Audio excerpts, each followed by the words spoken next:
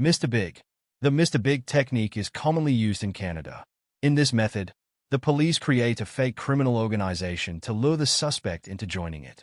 They arrange a casual meeting with the suspect and build trust over time. Eventually, the suspect is offered a well-paying role that involves small criminal tasks, like delivering minor drugs. These tasks become more frequent and significant, making the suspect feel like an important member of the group. The suspect is then introduced to Mr. Big, the supposed leader of the organization. In reality, Mr. Big is an undercover interrogator. He tells the suspect that he has received incriminating information from the police, which could lead to the suspect's arrest and put the gang at risk. To fix the situation, Mr. Big asks the suspect to confess to what really happened.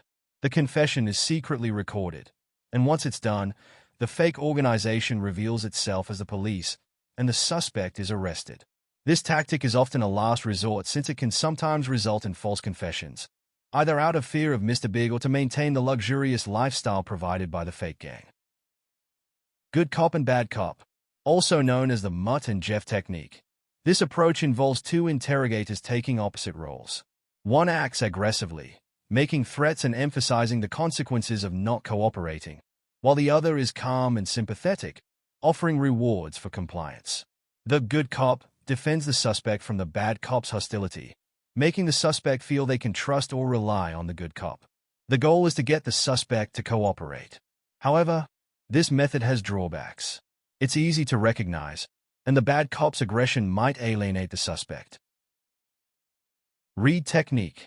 The Reid Technique is a three-phase interrogation process.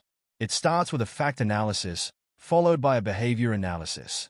If these phases suggest the suspect is likely involved in the crime, the process moves to Reid's 9 steps of interrogation. Unlike a traditional question-and-answer interview, this interrogation is more like a monologue where the interviewer accuses the suspect of guilt based on the evidence. The interviewer stays calm and understanding, aiming to make the suspect comfortable enough to tell the truth. The interviewer suggests psychological reasons to justify the suspect's actions. First, they explain why the suspect might be involved, giving them an opportunity to confess early. Then, they shift the blame to other people or circumstances, making it easier for the suspect to admit guilt. At the same time, the interviewer minimizes any denials and guides the suspect toward acknowledging their actions. Techniques like maintaining eye contact or moving closer to the suspect are used to ensure engagement. If the suspect cries, it might indicate guilt. The interviewer then presents an alternative question with 2 explanations, one more acceptable than the other. Whichever answer the suspect chooses, they are admitting guilt. After the confession, the interviewer ensures it is repeated in front of witnesses and tests its validity before documenting it. Minimization and maximization. These are 2 versions of the same strategy. In minimization, the crime is downplayed, making the suspect believe the punishment won't be severe, encouraging a confession. In maximization, the crime is exaggerated, and harsh punishments are highlighted to pressure the suspect into confessing, thinking they'll get a lighter sentence. However, these methods are controversial, as they can lead to false confessions. The pause technique. After asking a question, the interviewer stays silent, maintaining eye contact. This silence pressures the suspect to fill the gap with more information. The more the suspect talks, the higher the chance they contradict themselves or reveal something crucial. Peace technique. The peace technique focuses on avoiding coercion to reduce the risk of false confessions. It's a dialogue-based process with 5 stages. 1. Planning and preparation. Investigators gather all possible information about the case and decide who to interview and why. 2. Engage and explain. The interviewer builds rapport with the suspect by addressing them respectfully and easing their anxiety. 3. Account, clarification, and challenge. The suspect gives their version of events without interruptions. Follow-up questions and challenges to inconsistencies come later. 4. Closure. The interviewer summarizes the suspect's story to ensure mutual understanding and confirms all necessary topics have been discussed.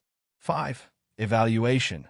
The interview assesses whether the interview met its objectives and how it impacts the investigation. This method emphasizes rapport building to encourage cooperation. Rapid fire.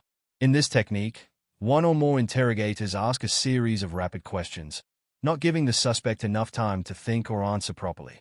The suspect becomes confused and may contradict themselves. These contradictions are then used for further questioning. Pride and ego down. This strategy attacks the suspect's self-esteem, making them feel worthless. To regain pride, the suspect might cooperate with the interrogator. This works best with individuals who display insecurity, but it's risky.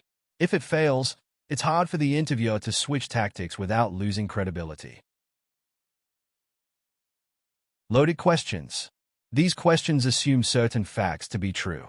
When used on a mentally or physically exhausted suspect, they might lead to accidental truth slips or even false confessions. Establish your identity. The suspect is told that higher authorities have identified them as a dangerous criminal facing serious charges. To correct the interrogator's claims, the suspect might inadvertently reveal the truth about what happened. Informal questioning. In some cases, officers prefer informal interviews in the field without making an arrest or reading Miranda rights. This creates the appearance of a casual conversation while the officer gathers crucial information.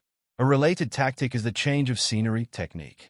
Here, the interviewer takes the suspect to a different setting, away from the formal interrogation environment. The suspect, thinking the interview is over, lets their guard down, not realizing they are still being questioned. Repetition. The interrogator asks the same questions repeatedly, repeating the suspect's answers as well. Over time, the suspect becomes frustrated or bored and might reveal more to end the interrogation. Role reversal. In this approach, the interrogator asks the suspect to explain what they would do if they were in the investigator's position. This can lead the suspect to reveal insights about the crime or their own involvement, as they project their thoughts onto the hypothetical scenario. Fear of exposure. This technique involves leveraging the suspect's fear of their actions being revealed to family, friends, or the public. For example, an interrogator might imply that cooperating will keep their secrets from becoming widely known. Interrogation techniques range from the ethical to the extreme. While some methods have proven effective, others have sparked global debates. What's your take? Let us know in the comments below. Don't forget to like, subscribe, and hit the bell for more fascinating breakdowns.